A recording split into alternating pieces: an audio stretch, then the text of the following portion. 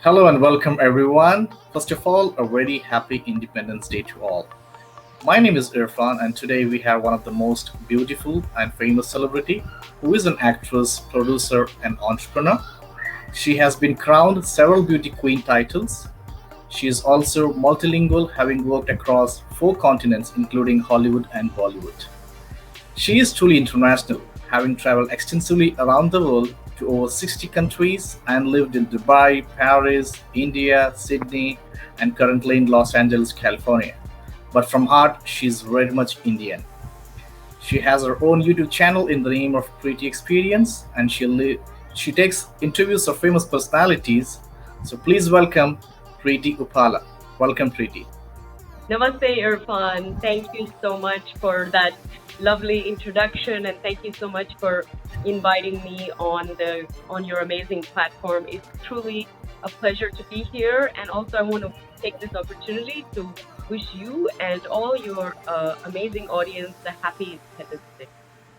Thank you very much. So, firstly, Preeti, thank you very much for providing an opportunity to interview you.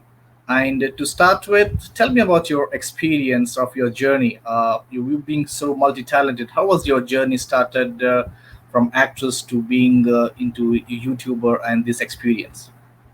Yeah, and it's constantly evolving, I think, as well. My journey started in Sydney, Australia, where I was an investment banker, very much in the corporate world. It wasn't my thing. I left that to move to the other side of the world and pursue my dream, which was to, I guess, be on the global stage and do something artistic and creative with my abilities and talents and, truly affect the world at large. That was really my dream and won a scholarship to come to New York and then eventually LA. And I never looked back, as they say. A lot has happened in that time, working in four different continents and working on some Bollywood projects, some South Indian, projects, as well as Hollywood TV and film, and then branching off to motivational speaking, as well as doing now getting involved with media, foreign affairs, international relations, because I have a background in that, and um, and then I think originally my channel and my podcast started off just as I guess, a house for all of my different interviews that I was doing. I had about 500 of them at that stage. And then I realized recently that I, really like having deep, meaningful conversations with people just in general, but especially those who have, I think, achieved something big and who are known. And I just think that they may have something to offer to the audience in terms of lessons and uh, their own wisdom and advice, I think, on success and fulfillment. So I thought, let me interview thought leaders in the area of business, politics, spirituality, culture, and then finally sports as well. So that's how the Preeti experience got started, and I must say it's doing incredibly well and about to explode, I hope. That's really great. I mean, it's really inspiring for youngsters, all the youngsters who are, getting into the journalism industry or probably to any of those industries who want to just get into that. You're the inspiring story for all of them. So it's really great to get into all those stuff. So how exactly you come into sports, especially to cricket? So what inspired you, or what was your inspiration coming to that? Very good question. I'm glad you asked that so I can share, I guess, from my perspective and my journey thus far into this incredible world. So obviously, being an Indian fan growing up my whole life, I was one of those kids where the family really did watch the games. My parents, my brother, they're always very, very excited about sports in general, but especially cricket, as well as some other sports too. But grew up watching it. I grew up in Dubai. Obviously, in Dubai, there's a huge diaspora. They all love their cricket. Our neighbors, we had neighbors from all around the world, including Pakistan, Sri Lanka, Bangladesh. So I think Mhm. especially the India-Pakistan games were so, I remember they were so hot and intense and fun. And we really used to love those. games, and then the World Cups were amazing. I enjoyed all of that. Then moved to Australia, which was a very, it's a cricket loving nation, and that gave me another dimension into cricket and how much they loved and respected and admired the game there. And then eventually, when I moved here to America, it's interesting.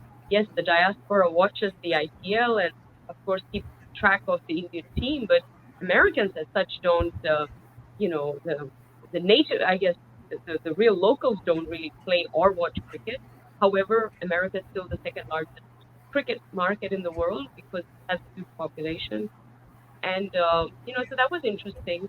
But this year, as I was working with my content, my channel, my show, all that good stuff, I started looking at sports, especially when the India Australia series happened. I sort of, as a Hmm. geopolitical analyst, started looking at sport in a much more holistic, macro level, holistic way.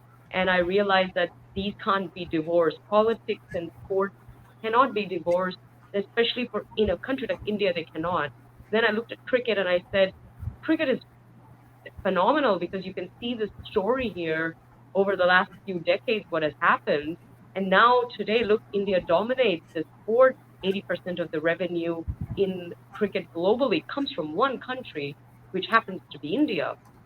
And then, you just look at this incredible impact that it has, the soft power that it has, and also just the fact that this BCCI is such a rich and powerful, one of the richest and most powerful sporting bodies on the planet as well. And this game of power and control, influence, dominance is very, very fascinating to me as somebody who writes and speaks about what's going on in the world. And I see a parallel of a rising India and like a Naya India, Naya Bharat. And then to see this in cricket too, it's a new Indian team. So I marry the two. It's a very unique way to look at it. And I look at other commentators, hosts, analysts. Nobody does that, and not in the way that I do it because I have a background in it. So I'm pretty knowledgeable with what's going on from the foreign policy point, right? So that's what I bring to the game. I think a very holistic, global, and almost a geopolitical view of it, and specifically focusing on India and how India is doing. And because I think India alone can change this game for the better or for worse. So we got to be careful, but I think the game is in good hands. Oh, that's really great to hear all those experiences from you. So your YouTube channel, The Preity Experience, is quite popular, and you have took a lot of interviews so with Yes. many renowned personalities. So how did you get that idea of starting this venture with YouTube videos? Yes. So as I mentioned before, originally it was just to house all of my many media, hundreds of media engagements, all my TV, radio, uh, podcast interviews, and so on.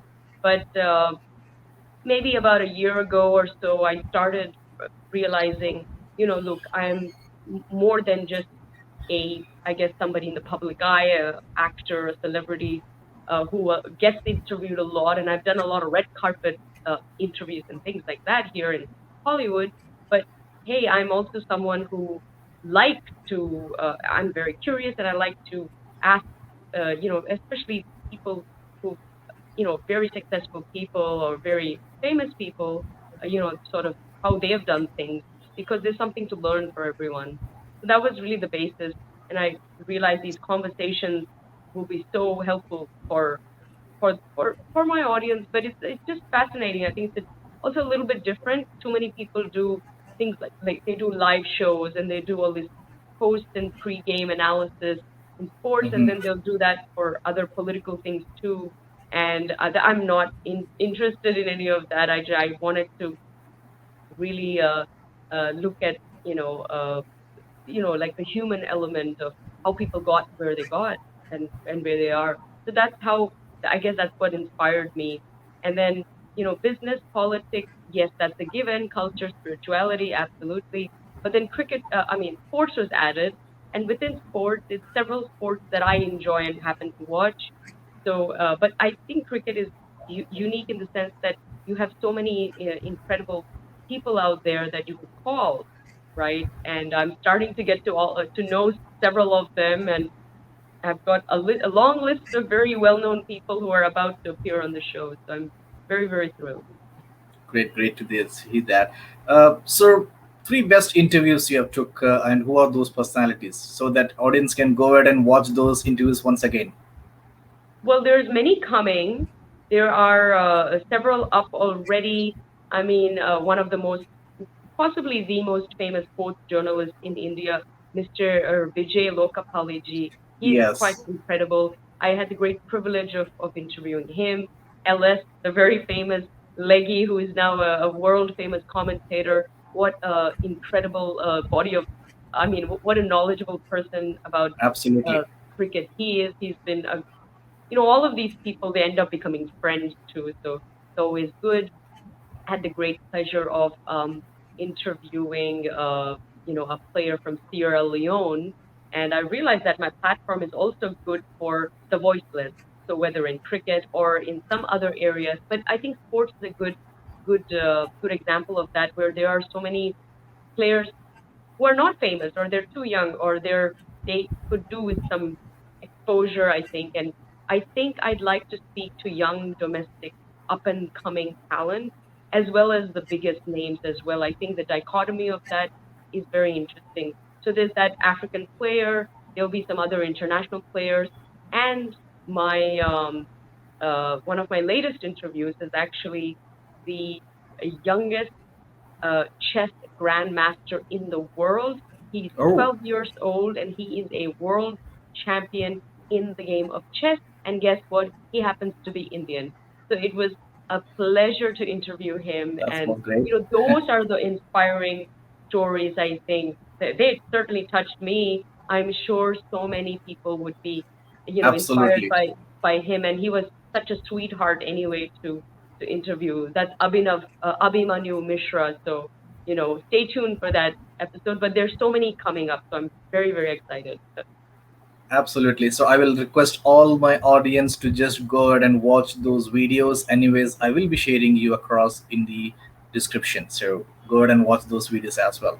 So moving on to the next question, Preeti. Just wanted to check it out. We've seen you being very active in social media, especially in Twitter. Yes. Your recent tweet about Jadeja and Sanjay Manjrekar was quite interesting. So we all know the background of it. So just wanted to ask you, what do you have to say about that? It's so interesting. I was, look, I'm a neutral kind of outsider, someone out from outside looking into this interesting dynamic, and I tweeted the tweet, and then I just said your thoughts. I didn't form any opinion of my own. And, often I'll pose a question or I'll put out a poll or a thought, Yeah, and I never share my views on it. I always say, what do you think? What do you guys think? And then people will give a plethora of responses. Some love it, some don't. But the tweet was, um, Sir Jadeja has now passed Sanjay Manjrekar's total number of runs, and which is, I think, if anybody knows their history, it's pretty yes, interesting. So I think it's karmic kind of coming full circle that now Sir Jadeja has crossed that very record or that very number. And I wonder what people have to say about that. And I think people really did not hold back. They told me exactly what they thought about it. So I don't agree or disagree. It's just, I think, fascinating so, to see that people obviously care about all of this stuff. And, there's something very human about that. It's about, competition, human being, emotion, feeling. People take, I think, especially when some of those comments were made about Jadeja, I think a lot of Indian fans took it they internalized it, mm, and they felt, how would I feel if somebody said that to me, or and then if there were some other comments about something non-cricket related, and it's like, I think they're personalizing all of this, and they're like, I wouldn't feel too good if someone made those comments. I don't like this, let me give it right back. So So Yeah. unfortunately, he gets trolled a lot. But Michael Vaughan is another example of this. I think a lot of Indian Yeah. fans take that, they read Michael Vaughan's tweets, they internalize it, they personalize it, and then they get emotive about it. And they fire back because Yeah. it triggers something in them. And he is a smart aleck genius. He knows exactly what he's doing. I think he's a wonderful person that greatly respects and likes India a lot, but he is saying just the right thing to get a rise. And he also is understanding how the Indian Twitter works, and they do get triggered. So Yeah. he's pushing the buttons where they get pushed, and unfortunately, they're falling for it. I would like to see them not get triggered, because I know it's fun to read some of these uh, trolls. I mean, I guess the troll responses back, and he just does deserve some of them, but maybe others not. But it's Yeah. not good, I think, for our soul, because we should stand more anchored, I think. And because I see other countries, if you um, if you say something bad about their captain or player or their prime minister, they don't care. But in India, oh my God, all hell will break loose. And as passionate as that is, which is a good thing, you want to be passionate. I don't think it's good when you're I guess you almost you're so nerved by it, on a very, very soul level. Something is not doesn't feel good, and then it triggers other things, I think, other negative emotions of, are you worthy? This is really a self-esteem issue in the end. You have enough self-worth and self-esteem, you wouldn't care about what people are saying about you. But obviously we care so much. So I'm actually troubled by the response. So I hope that the Indian Twitterati will get their act together and not be so reactive. Absolutely. I mean, my personal views is Jadeja has completely evolved after that incident, Yes, because prior to that he was okay, but right now he has been phenomenal from the past 2 to 3 years, and yes, probably one of the best all rounders in the yes. world right now. If not the best, probably in the world right now. I know, and nobody beats his fielding anyway. And he's got such a um, I think I like people like him, and also people like MS Dhoni, who, I mean, when they come out, it's like all of India comes out to bat. The way they walk, I mean, the sword, all of the gestures. It's like they're obviously proud of their heritage and their country, and their even the place where they come from in India. And I think that's a beautiful thing. And I want to actually see more pride in some of the Indian players. Kind of show it, show the world that you're so special, because you are. So it's a joy to watch Jadeja. He's one of my favorite players, and in IPL, of course, he's definitely one of my favorite players for sure. Absolutely. So, just wanted to, since you took the name of MS Dhoni, just have one question on that. Last year, same day, Dhoni announced his retirement. From your Twitter handle, I mean, I see that he's one of your favorites. So, how Yes, do you felt and react on that news? absolutely. I mean, MS Dhoni is my goat. For me, he is definitely the best captain India has and ever will have. I truly believe that. And I think he's the greatest and my favorite player anyway. And I think a billion others feel the same way. It was, well, was it shocking? I don't know. I think people were expecting something at some point. Maybe in 2019, some news was going to come. Yeah, I think it's fantastic, and I think that was like a master stroke that he decided that day, because I think it was apt, because this man is a patriot. He is a proud Indian absolutely. citizen. His involvement with the army, he's trained with them, he's served with them, he's fought with them. I mean, in that way. And I think he's very much son of the soil, right? And I think for him, it's he's transcended the game of sport a very long time ago. Honestly, after the 2007 World Cup, the T20 World Cup, for me, I think he was beyond the game. And since then he's never looked back. And so I associate him more as a great citizen of India, and sort of a great a supporter of the Indian Army, I think, more than anything. So for August 15th, Independence Day, all of that.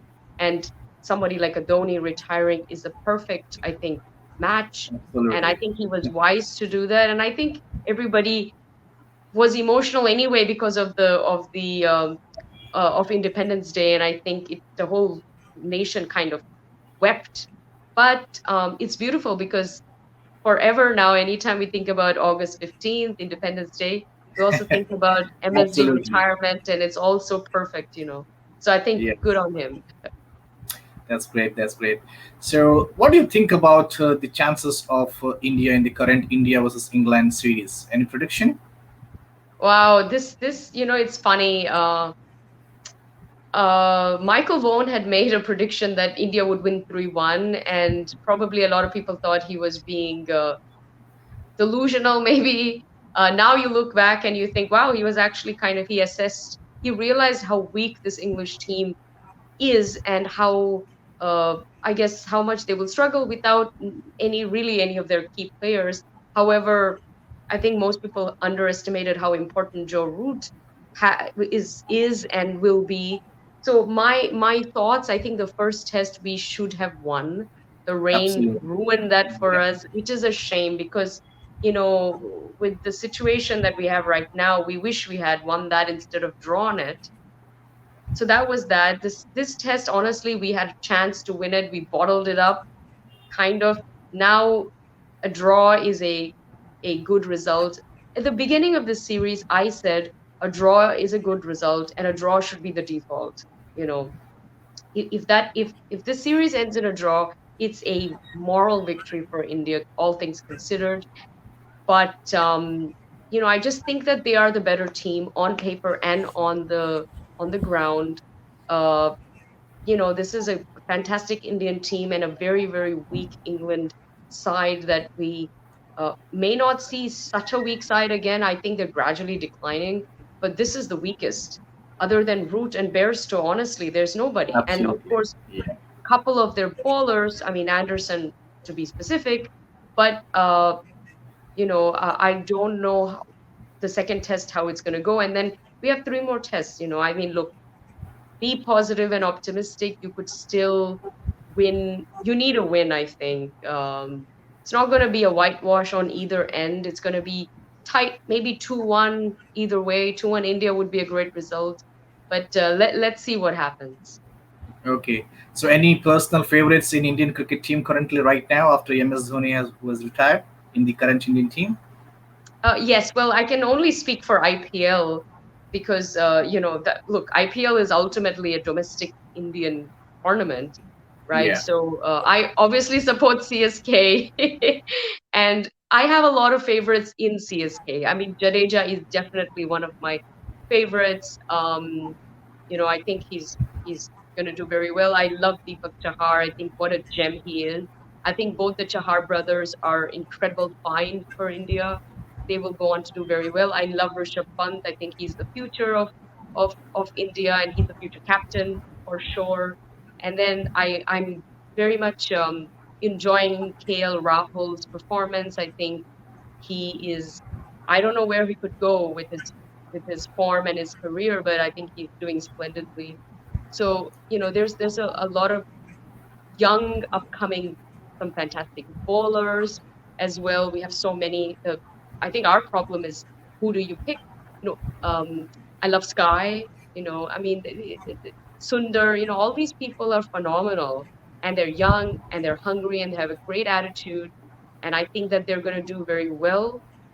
There are a few people that haven't quite fired, and well, I was going to say the coach needs to kind of change the way they do the selections. But now that we've heard the latest news about that, maybe we don't have to worry because now we have to see who the next coach will be and what his selection style is going to be. So that'll be interesting.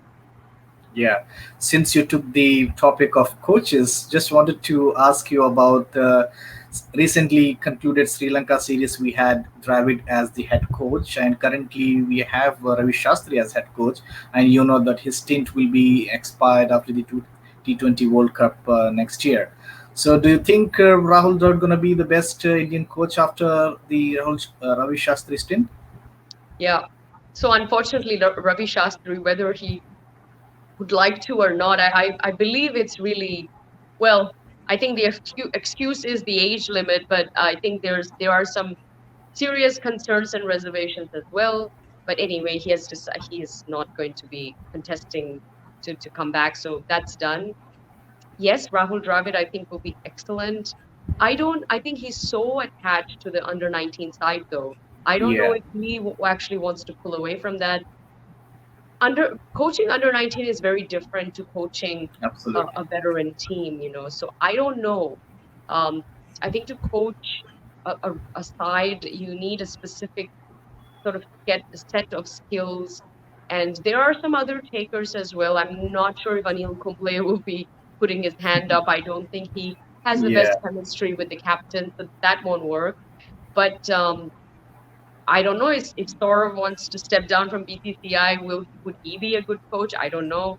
Uh, Maybe he's more. I see him more as a in bureaucracy and administration than actual, because you need to get your hands dirty. I think India needs an aggressive coach. You do need someone who's got a lot of fire in the belly, or else there won't be any compatibility between the team, right? So you need that. You can't have someone too casual, too calm, too relaxed. Although it would be a nice touch, I think it would complement the the nature of the side. But I think if you want to keep winning and be the best, and now you got everybody wants to have their own league, and there's a lot going on, I think, in the world of cricket, and you need some coaches very grounded, anchored, but knows that this is the best team in the world and wants them to prove that every time. So I don't know, I have a feeling there'll be some new takers. I'm not opposed to an international coach. I think, to be honest, my favorite coach in the history of or one of the best coaches, of course, was Gary Kirsten. We Oh won the yes. World Cup under him. He was the most beloved coach. I think India loves Gary Kirsten, right? So I mean, hey, if Jonty Rhodes wants to be the coach, I think he would be a perfect asset, So somebody like them, like him, maybe a South African. I mean, is it Andy Flower? Is he interested? I know there's a few international people who kind of put their hands up, right? So in the months to come, we'll find out who's interested. I think there'll be a committee obviously set up to deliberate. The, the captain is going to make the last call, and then I think the team Yeah, collectively has to give their nod because they have to work with it. absolutely. So, what do you think are the India's chances on the upcoming T20 World Cup? Pretty good Wow, chances. they should win it. I mean, well, or they should do very well. I think again in the T20 format, I really think India is the best T20 team in the world right now. But remember, T20 is more anything can happen, anything goes. That's why you have a country like West Indies who's won, and India's only won that one inaugural one under MS Dhoni. And then I'm surprised that I mean, the country that gave birth to the IPL, I'm surprised that they didn't pick up another T20 championship after that first one. But I do think that on paper, again, we have 25 great players probably, and we need to pick the best, right? Yes. 11. I think we have the best team, but hey, I mean, I mean, they lost against a very poor Sri Lanka, I must say, because, well, it was not our A plus team, I guess. But it doesn't matter. It's still India, and Yeah. there were a lot of lessons for us. I think we should never get ahead of ourselves. Um, I think to see a final between India and Pakistan would in Dubai would be something else. That would be the match of the century, I think. And Absolutely. you never Everyone loves know to see because that. from the same group, you might have India and Pakistan come up, and then if they play, I don't know how it's going to work, but you might end up with India Pakistan. Don't be surprised. India West Indies. I think everyone wants to watch that, and I don't really know who would win in that situation. I don't see Australia making it to the final. New Zealand, I know they're good, but I don't see them in Dubai pitch. No, Pakistan has a good chance. They'll come from behind. West Indies are favorites. India will Yeah. do well. I think England has a good uh, chance. I think they get lucky. I don't know how Dubai. pitches to suit them, but they're definitely in with a chance. So let's see what happens. Cricket evolved from time to time. We started with Test cricket, then came the one day with 60 overs, then it came to 50 over game, then again a T20. Recently, we had the T10 as well, and then Yes. now, very recently, we had the 100 League. So, have you followed this 100 League? And do you think it has the potential to qualify for Olympics in future? So I don't think the 100 should be pitched as the cricket. I just 100 isn't cricket. I mean, look, T20 IPL is still cricket Yeah, because it's just shorter version of the 50 over. The problem with the 100 is now they changed because they're not calling it T10, right? yeah, They gave it a different name. Some of the rules are different. It's not a shorter version of the ODI. It's not really, the cricket as the ODI and the T20 and the IPL are. So I don't think it's fair that that's pitched. I hope the ICC does not make a blunder like that. That's not a very attractive game for me. I wouldn't watch it. I don't know why anybody else would. So it has to be T20, I think. I think T10 is too short. It has to be yeah, T20. I know that it takes time. However, you're probably only going to have 12 countries make it, right? I mean, you're not going to have such a big pool. Over the space of 2 weeks, they can get through it. So that would be the way to go. And, you need to, the ICC needs to pitch a T20 version of it proper. You asked me about the 100. I have some some strong opinions on it. I think sure. what the 100 is good for is women's cricket. I think it's great that they included women in that. In fact, you should have a 100 just for women and push that to the hilt. I think that would be fantastic and pour the money into it, endorsements, all of that good stuff, exposure, media. You need that. And England has pushed the game. Australia and England have done more, I think, for women's cricket than any other nation, which is great. So that should be encouraged. Um, I'm not a fan of the 100 uh, as another league, because when you listen to the ECB, the way that they talk about it, first they say that it's not a power grab.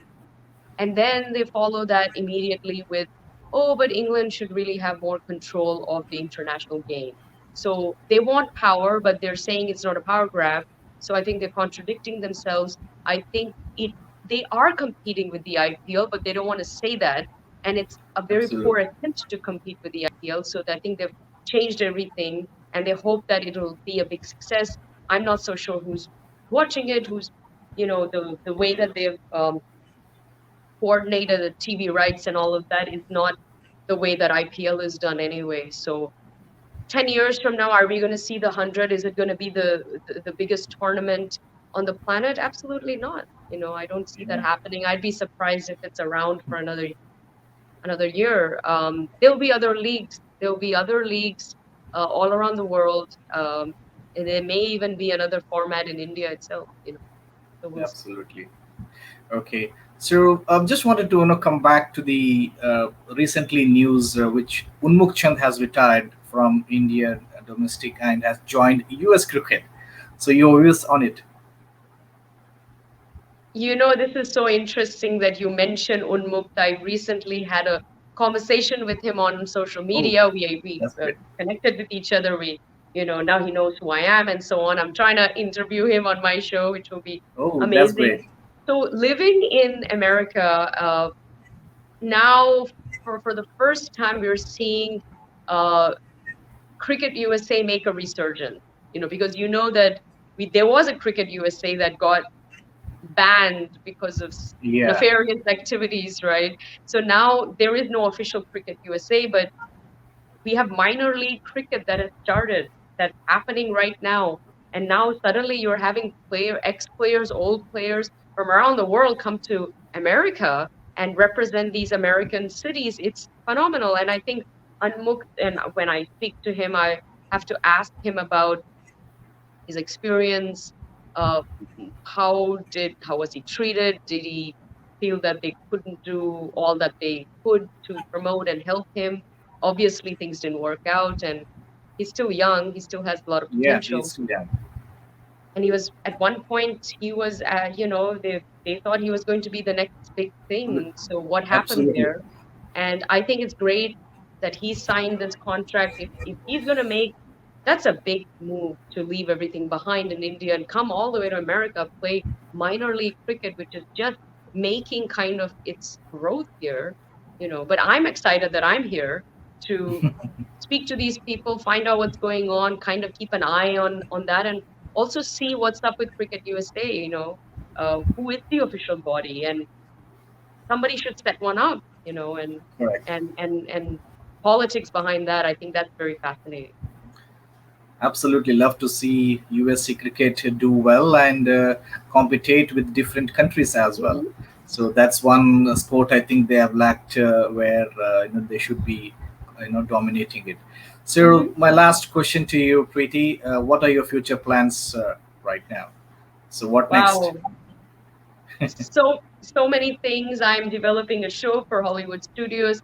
Very excited about that. I'm writing a book, which will be Oh, that's great. amazing. And I will continue to interview incredible people on my show, my podcast. Obviously, I'm pretty active on social media. I'm a professional speaker. I speak all around the world to big, large groups of CEOs, highly kind of influential people.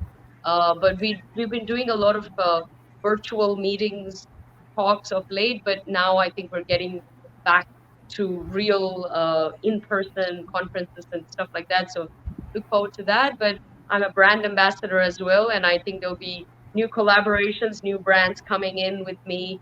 Uh, Over a wide variety, whether it's fashion, beauty, technology, electronics, as well as other. I also tie up with many different charities to do various sort of charitable activities of bringing awareness to different issues. So it's all very exciting. I just think there's big things around the corner, and I'm very excited.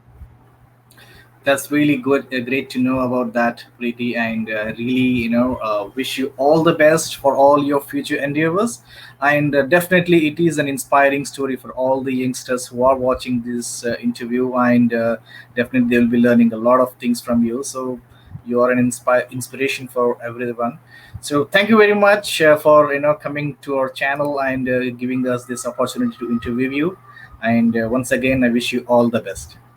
Thank you, Irfan, and thank you so much to Cricmaze and Cricblog and all you amazing your audience for tuning in. Guys, please check me out, the Preity Experience on YouTube and my podcast, the Preity Effect on Twitter and on Instagram, and find me Preity Upala on LinkedIn and Facebook. Please reach out. I'm very excited to hear from you, and thank you again for having me on the show. Thank you very much, man. Have a great day. Bye bye. Jai Hind and Dhanyawad, everyone.